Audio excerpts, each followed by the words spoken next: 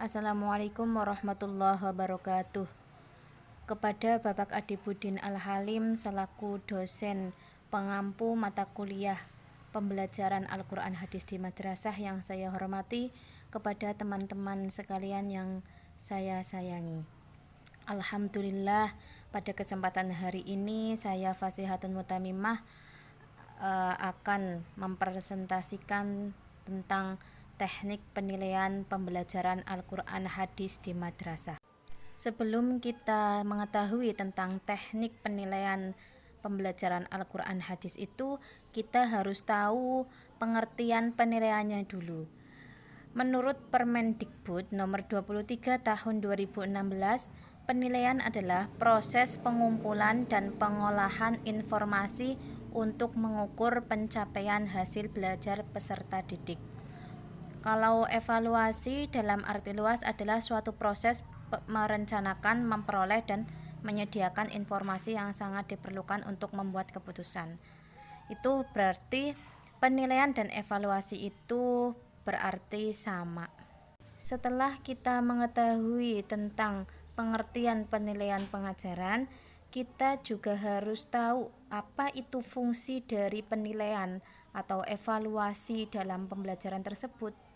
Di sini fungsi evaluasi dalam pembelajaran Al-Quran Hadis yaitu satu, untuk mengetahui kemajuan dan perkembangan serta keberhasilan siswa setelah mengalami atau melakukan kegiatan belajar mengajar selama jangka waktu tertentu. Yang kedua, untuk mengetahui keberhasilan program pengajaran.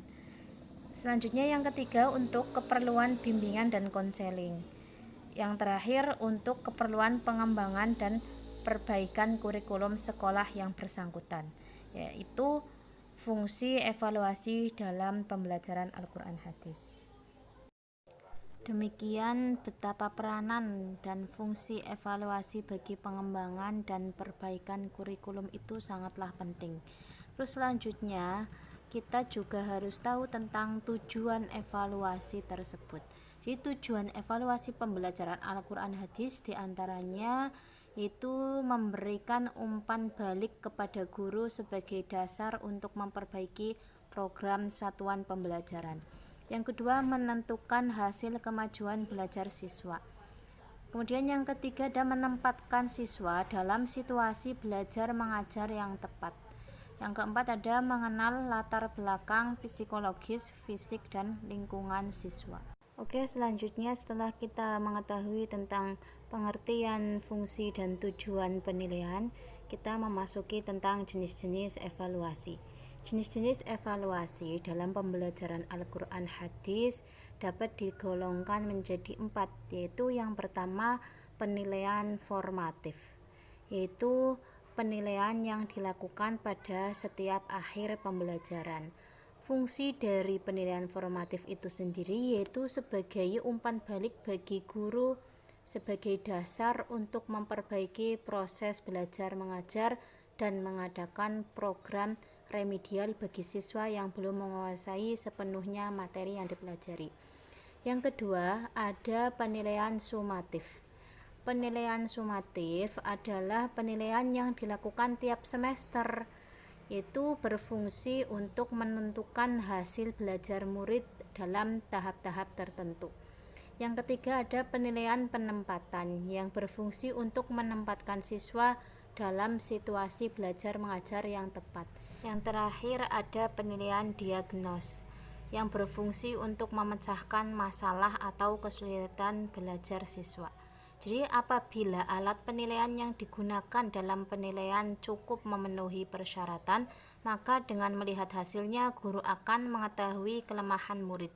Di samping itu diketahui pula sebab kelemahan tersebut. Pembahasan selanjutnya yaitu tentang teknik atau metode penilaian dalam pembelajaran Al-Quran Hadis di madrasah.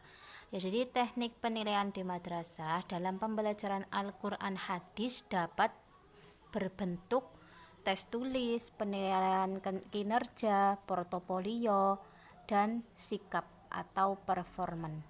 Yang pertama ada tes tulis. Tes tulis yaitu penilaian itu digunakan untuk mengukur kemampuan kognitif siswa dalam memahami materi Quran hadis. Yang kedua ada penilaian kinerja. Penilaian kinerja itu dapat diarahkan pada kemampuan mengemukakan pendapat, kemampuan bekerja sama, partisipasi dalam diskusi, kemampuan menanggapi masalah. Ya, jadi dalam penilaian kinerja itu sama saja dalam penilaian proses pembelajaran. Terus yang ketiga ada portofolio. Dalam portofolio itu penilaian itu ditujukan untuk mengukur kemampuan kreativitas di bidang seni kaligrafi. Jadi kan biasanya ada Al-Quran hadis itu disuruh menulis atau membuat kaligrafi. Yang keempat ada penilaian sikap atau performan. Jadi penilaian ini dapat dilakukan pada waktu siswa melaksanakan pembacaan Al-Quran, yaitu cara membacanya bagaimana, duduknya, dan sebagainya. Pada umumnya, untuk menilai hasil belajar siswa di sekolah, guru mempergunakan bermacam-macam bentuk. Demikian materi yang dapat saya sampaikan. Pastinya banyak sekali kekurangan. Mohon maaf yang sebesar-besarnya dan terima kasih. Semoga bermanfaat.